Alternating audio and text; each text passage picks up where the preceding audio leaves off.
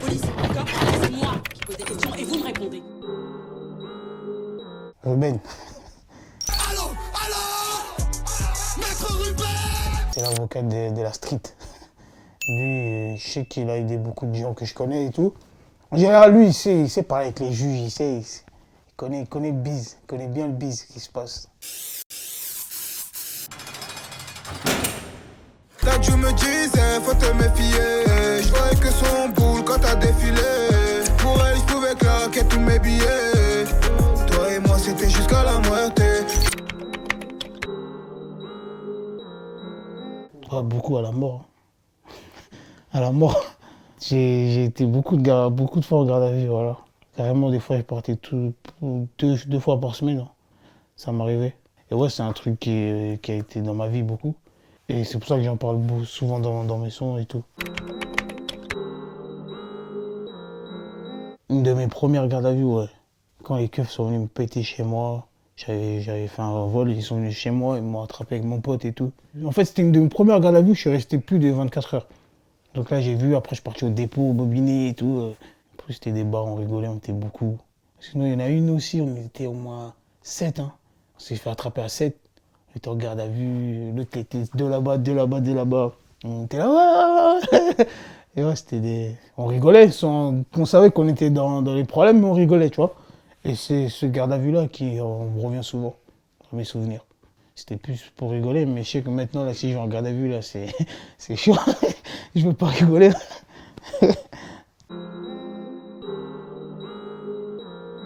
Je m'y attendais pas, en fait. C'est venu du jour au lendemain, je m'attendais pas. Et ouais, j'étais dégoûté un peu.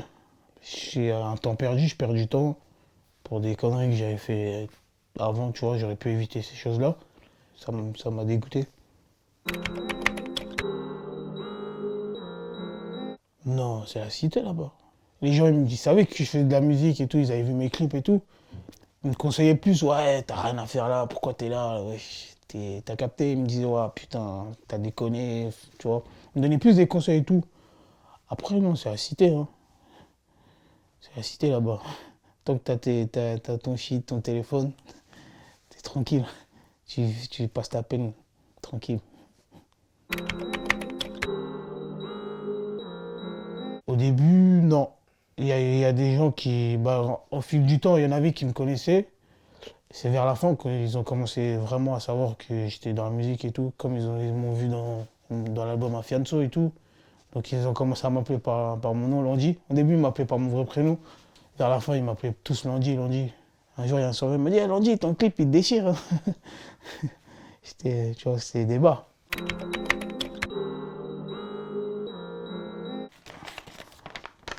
À la marche de Luigi, il y a eu le décès d'un petit frère du quartier.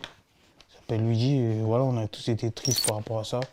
Moi, c'est un truc qui m'a touché beaucoup. Parce que c'était un petit qui... Ce petit m'écoutait depuis le début, tu vois. Même avant que ça marche, la musique, il m'écoutait chez lui, il mettait le son à fond. Et ouais, je le kiffais beaucoup, tu vois. J'ai envie de réussir pour lui, tu vois, pour montrer que j'ai fait quelque chose, tu vois. Qu'il repose en paix. Est-ce que tu préférerais qu'on dise de toi que tu es le meilleur punchliner, mais que tu ne vendes pas des tonnes d'albums, ou que tu deviennes celui qui vend le plus d'albums, mais que tout le monde dise c'est vraiment de la demeure ce qu'il fait? Qu'est-ce que tu choisirais? Moi, je suis là pour faire du cash, hein, donc je suis là pour faire du cash, hein. Franchement, moi, bah, pour la vente, hein. Je préfère vendre et comme je dis, je fais de la merde que je fais des punchlines et je vends pas. Tu vois, tu vois, au moins je fais un truc, ça me rapporte quelque chose, tu vois. Tu vois, tu vas pas faire des punchlines et au final, ça va rien t'apporter, tu vois. Autant faire de la merde, cette merde, elle va t'apporter, que faire des punchlines, ils vont rien t'apporter. Quoi, j'appelle ma soeur. S'il y a des trucs chez moi, je lui dis enlève tout. Enlève tout. Enlève tout chez moi, on sait jamais, ils viennent perquise. Ça, c'est le premier truc à faire, tu vois.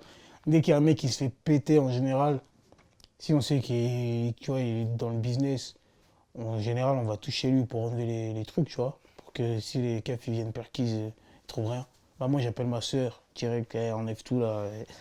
Enlève tout là, tout, vire tout, même s'il n'y a rien, t'enlèves tous mes habits, vire tout.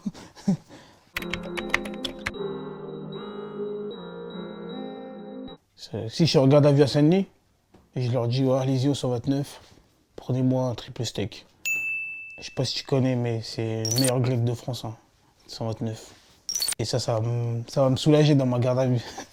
Au moins, j'aurais bien mangé. J'aurais pas mangé leur gamelle, là, leur riz, leurs pâtes ou leurs trucs là. De toute façon, moi, je mange pas ça. Non, pas aujourd'hui. Je fume en général que quand je rentre chez moi. Parce que j'ai pris le volant et tout. Et moi, là, je tiens mon permis. Hein. Je ne sais jamais, le test là, ça peut aller vite. Donc non, j'ai pas fumé. Je vais fumer peut-être ce soir, un petit, avant d'écrire, tu vois. C'est tout. J'aurais posé plainte contre Macron. Faut dire, parce qu'il, voilà, parce qu'il met trop de taxes aux Français. Macron, démission, gilet jaune. Moi, gilet jaune. Moi, je suis pas gilet jaune, mais je suis gilet bleu aujourd'hui. Mais non, ouais, j'aurais fait plus pour Macron. J'aurais posé plainte à Macron, le président. Posé plainte contre le président de la République parce que vous mettez trop de taxes aux gens. En général, là, les gens, ils font gilet jaune, là, mais lui, il s'en fout. Hein, mais chez lui, il fait sa vie. Ouais, ça fait combien de temps, gilet jaune, là? Ça fait... Est-ce que ça a changé quelque chose? Non. Donc voilà, si je devais poser plainte, c'est contre lui, Macron, parce qu'il met trop de taxes.